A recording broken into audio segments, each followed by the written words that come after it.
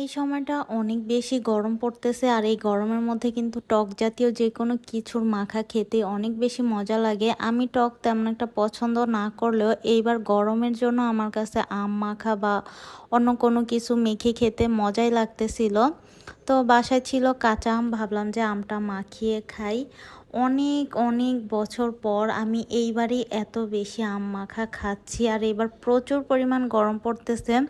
দুপুর 12টা বাজলেই কেন জানি একটু টক জাতীয় কিছু মেখে খেতে ইচ্ছা করে। এই কারণে আমিও আমটা ছিলে তারপর ওটাকে কি বলে একটা মেশিনটা দিয়ে কুচিয়ে নিয়েছি। আর এখানে আমি মরিচ পোড়া দিয়ে নিয়েছিলাম, শুকনা মরিচ 2টা। এই মরিচগুলো কিন্তু অনেক বেশি ঝাল হয়, এই কারণে আমি অল্পই নিয়ে নিছি, যেহেতু অনেক বেশি গরম ঝাল খেলে পরে পেটে সমস্যা হইতে পারে এই কারণে। আর গুঁড়ামরিচ দিব সাথে একটু করে, এই কারণেই গুঁড়ামরিচ সাথে অ্যাড করলে আর একটু ঝাল বেশি হয়ে যাবে এই কারণে।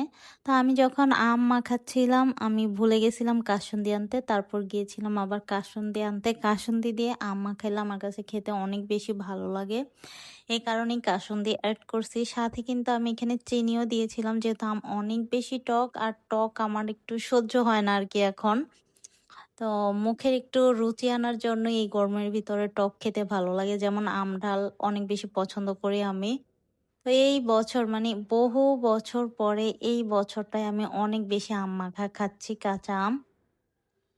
আমাকে মনে হয় এত আম মাখা খেতে কেউ কখনো দেখে নাই স্কুল লাইফের পরে, এইবারই প্রথম এতবার আম মাখাইছি আর মজা হয়েছে অনেক বেশি।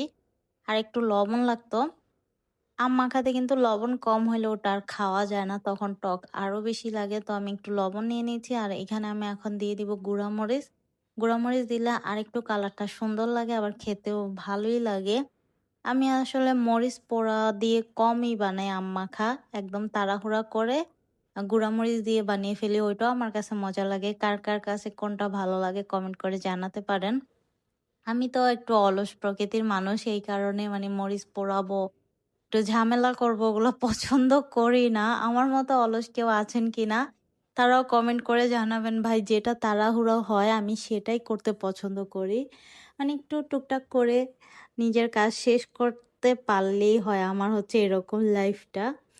এইটা এত এত বেশি মজা হয়েছে, কিন্তু সমস্যা হচ্ছে যে যেটা বাড়া বলার কি, আমরা আমের বাড়া বলি, অনেকে আবার আমের বিচি বলে। এইটাতে একটু মানে ঝালটা বা লবণটা কম লাগতেছিল। এটা যখন আমি কামড় দিছি রে ভাই, আমার দাঁতটা পুরা টক হয়ে গেছে আর আমটাও অনেক বেশি টক ছিল। তো আজকে ব্লগটা এই পর্যন্ত শেষ করতেছি। আমার ভিডিওটাতে প্লিজ একটা লাইক দিবেন, চ্যানেলে নতুন হয়ে থাকলে আমার চ্যানেলটা সাবস্ক্রাইব করতে ভুলবেন না। আল্লাহ হাফেজ।